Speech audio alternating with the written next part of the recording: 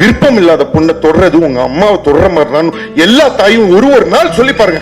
ஒருத்தன் தொடரணும்னு பார்ப்போம், ஒரு பொண்ணை தொடவே மாட்டோம். அப்படி ஒரு சொசைட்டில தாங்க நம்ம வாழ்ந்துட்டு இருக்கோம்.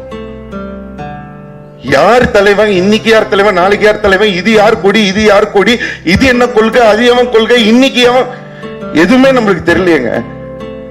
நம்ம நாட்டோட ஒரு சிஎம் எப்படி இறந்தாங்கன்னே நம்மளுக்கு தெரியல. நம்மளுடைய தலையெழுத்து நம்மளுக்கு எப்படி தெரியும்?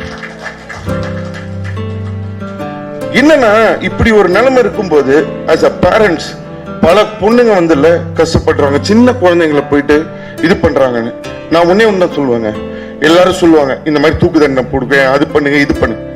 நான் சொல்றேன், எல்லா தாய்க்கும் பிறந்தவன் தான் அந்த புள்ள, எல்லா தாய்க்கும் பிறந்தவ தான் அந்த பொண்ணு. உங்க பிள்ளைங்க கிட்ட டெய்லி உட்காந்து ஒரு 5 நிமிஷம் பேசுங்க. ஒரு விருப்பம் இல்லாத பொண்ணை தொடர்றது உங்க அம்மாவை தொடர மாதிரி எல்லா தாயும் ஒரு நாள் சொல்லி பாருங்க. ஒருத்தன் தொடரான்னு பார்ப்போம், ஒரு பொண்ணை தொடவே மாட்டான். என்னன்னா இப்படி ஒரு விஷயத்தை பத்தி நம்ம பிள்ளைகிட்ட பேசுறதுக்கே நம்மளுக்கு அருவருப்பா இருக்கும். படாதீங்க. உங்க புள்ள அந்த ஒரு பொண்ணையும் உங்க பொண்ணா நினைங்க. அந்த ஒரு பிள்ளையும் உங்க பிள்ளையா நினைச்சு எல்லாரும் பேசுங்க, சொல்லுங்க. நம்ம பிள்ளைங்க நம்ம எப்படி சொல்லி கொடுத்து இது பண்றோம். யாருமே இங்க பிறக்கிறவன் யாருமே கெட்டவனும் கிடையாது, நல்லவனும் கிடையாதுங்க. எவங்க கொடுக்கறது இங்க சர்டிபிகேட், இவன் நல்லவன் இவன் கெட்டவன் வர சொல்லுங்க. எவனையாவது எவனுமே கிடையாது. நம்மளா கிரியேட் பண்ணிக்கிறது தான்.